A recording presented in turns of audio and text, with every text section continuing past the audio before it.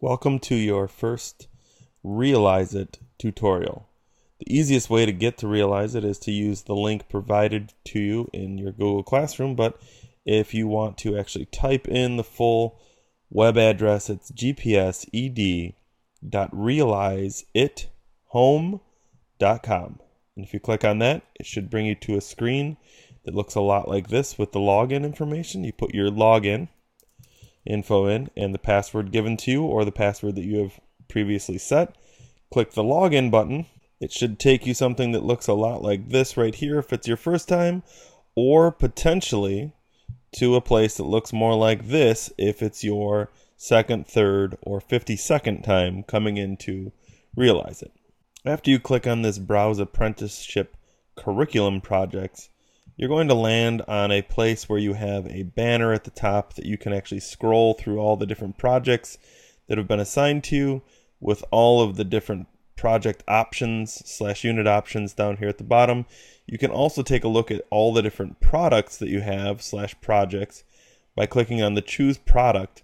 option up here, and you can leap straight to Apprenticeship Curriculum if you're not there already, and you should see the 6 different projects / units that you have to choose from. And if you are in here not for the first time but for the repeated time, you should see that you have completed, hopefully, some sections of each of these projects, and you can get started on each of these projects independently, or you can hit the start button right here. Before we get started though on one of your learning paths, I do want to note that you can actually come up here to the top right corner and manage some of your settings straight through this button up here. And if you're a student, you will have a lot less options up here, but if you're a teacher, you should have more, and if you're an administrator, you should have more still. One of the most important options is the change my password piece right here. Let's get started on one of your options. You can click on the start button if you so desire, but you can also just click right into one of the projects by clicking on it and land inside of that actual learning path project. The learning paths look like a giant cluster of map nodes because that's exactly what it is. You have nodes, each representing a competency, and in many cases they have the little lockbox symbol right here for you, indicating that you have a prerequisite or something that you need to complete before you can actually get in there and work on this. And although these nodes have been completed to at least somewhat satisfaction, in this case it was 52%, you would think that I could maybe move on to some of these components, or that maybe I should jump ahead to someplace else, but this green stardust circle right here would indicate to you that this is actually where you should get started. And if you click on the work on button, it will actually leap you directly into this node to continue working in here to open up a few more of these nodes in order to progress towards this overall super skill here,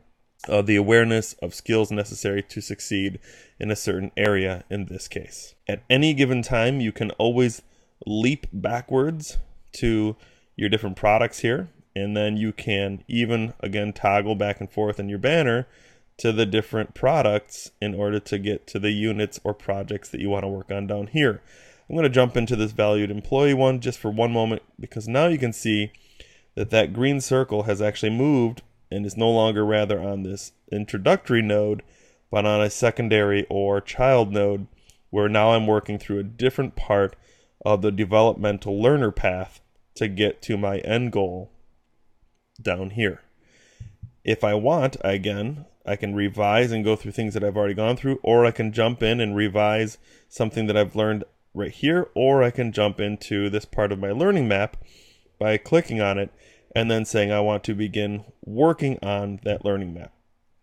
Any point when you jump into a learning path or learning map component, you may have questions, or you may have things that you have to read and work through. I do want to point out a few things. For instance, you can read here, there may be a video here, there may even be some other context of video production, multimedia, or even an interactive component that may be inside of RealizeIT. At any given point, you can just hit next and progress your way through this